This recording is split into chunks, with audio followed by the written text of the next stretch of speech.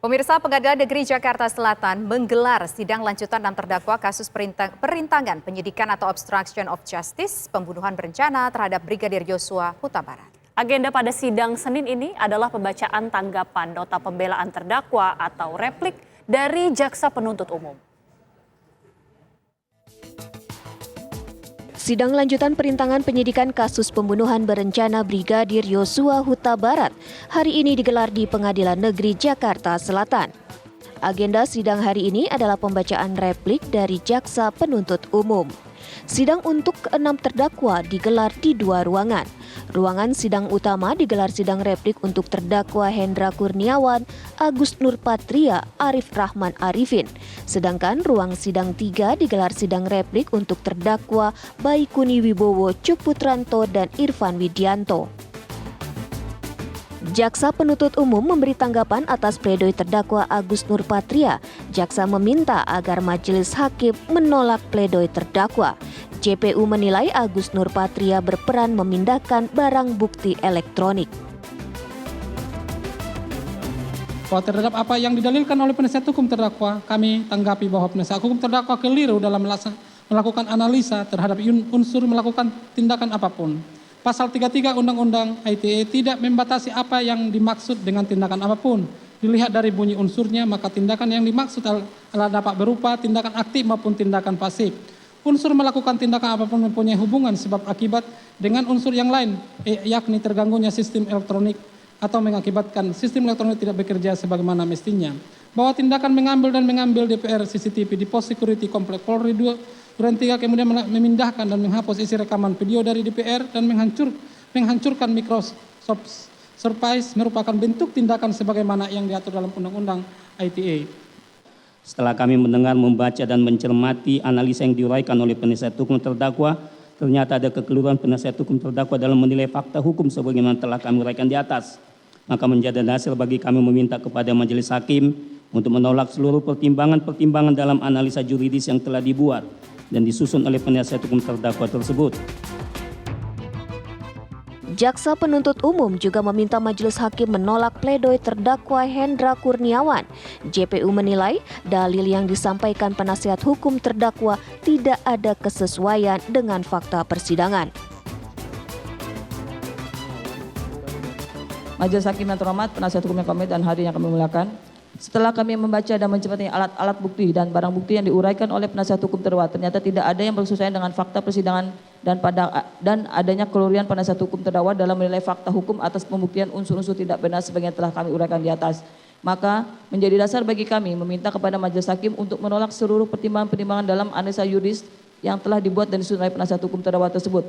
Sehingga setelah memberikan kesimpulan yang tidak benar dan keliru dalam menyatakan terdakwa tidak terbukti serasa dan menyatakan bersalah melakukan tindak pidana yang sebagaimana kami dakwakan. Sementara dalam tanggapan atas pledoi terdakwa Arif Rahman Arifin, jaksa mempertegas bahwa Arif Rahman melakukan tindakan tidak patut dan tidak memiliki itikat baik. Dan memperhatikan bahwa terdakwa Arif Rahman Arifin yang merupakan anggota kepolisian melakukan tindakan tidak patut, di mana terdakwa Arif Rahman Arifin mengatakan kepada saksi Baikuni Wibowo agar seluruh file dihapus sehingga tidak ada bukti. Padahal hal tersebut di luar lingkup pekerjaannya sebagai Wakaden B Biro Paminal Polri. Dan terdakwa juga merusak dengan mematahkan laptop Microsoft Surface warna hitam yang merupakan barang bukti tindak pidana. Maka perbuatan terdakwa Arif Rahman Arifin tidak dapat dikategorikan sebagai itikat baik. Terdakwa Arif Rahman Arifin hanya tetap diam dan merahasiakan hal tersebut hingga terbongkar dengan sendirinya. Sebelumnya, ke-6 terdakwa kasus perintangan penyidikan pembunuhan berencana Brigadir Yosua Huta Barat telah menjalani sidang tuntutan dari jaksa penuntut umum, juga sidang pembacaan nota pembelaan atau pledoinya masing-masing. Ke-6 terdakwa menginginkan keadilan hukum.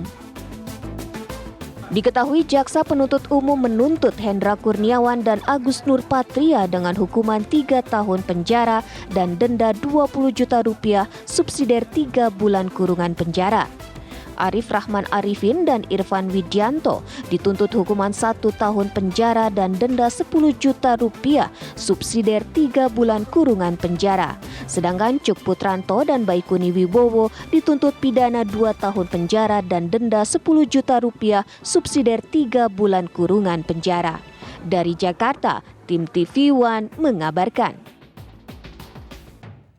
Pengadilan Negeri Jakarta Selatan menggelar sidang lanjutan perintangan penyidikan pembunuhan berencana Brigadir Yosua Huta Barat dengan agenda pembacaan tanggapan, nota pembelaan atau pledoi ke-6 terdakwa atau replik dari jaksa penuntut umum.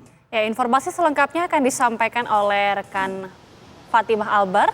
Fatimah, silakan dengan informasi terbaru dari PN Jaksel. Ya, Agita, Tisa dan pemirsa, memang pada hari ini tadi pukul 10 waktu Indonesia bagian Barat digelar persidangan untuk 6 terdakwa obstruction of justice atau perintangan penyidikan dengan agenda replik, yaitu tanggapan dari jaksa penuntut umum terhadap pledoi atau nota pembelaan yang sebelumnya telah disampaikan oleh ke-6 terdakwa. Jika kita ringkas sedikit bagaimana perjalanan persidangan hari ini, ialah terdapat ruang agenda sidang di mana untuk ruang sidang utama dilakukan persidangan terhadap 3 terdakwa, yakni Agus Nurpatria, Hendra Kurniawan, dan Arif Rahman Arifin. Untuk terdakwa Arif Rahman Arifin, tadi jaksa penuntut umum menyampaikan bahwa Arif Rahman Arifin tidak memiliki etikat baik, dirinya tidak berkata jujur, sehingga ia tetap tidak berkata jujur sampai kasus ini terbongkar dengan sendirinya. Kemudian untuk terdakwa Agus Nurpatria, JPU menyampaikan bahwa Agus berfokus pada kata perintah wajib. Padahal seharusnya Agus selaku kepolisian mengetahui mana perintah wajib yang sesuai dengan moral, mana perintah wajib yang memang melanggar peraturan atau hukum negara. Selanjutnya untuk terdakwa Hendra Kurniawan, tadi jaksa penuntut umum menyampaikan Hendra selaku Kepala Biro Paminal Div Propam Polri seharusnya mampu menindak para anggotanya yang melakukan kesalahan atau penindakan yang tidak sesuai hukum, bukan sebaliknya. Dan pemirsa, ketika terdakwa ini mengajukan duplik dan agendanya akan digelar pada 9 Februari mendatang. Sementara itu, Agita dan Tisa kembali ke studio. Baik, Fatimah Albar, informasi langsung dari PN Jakarta Selatan.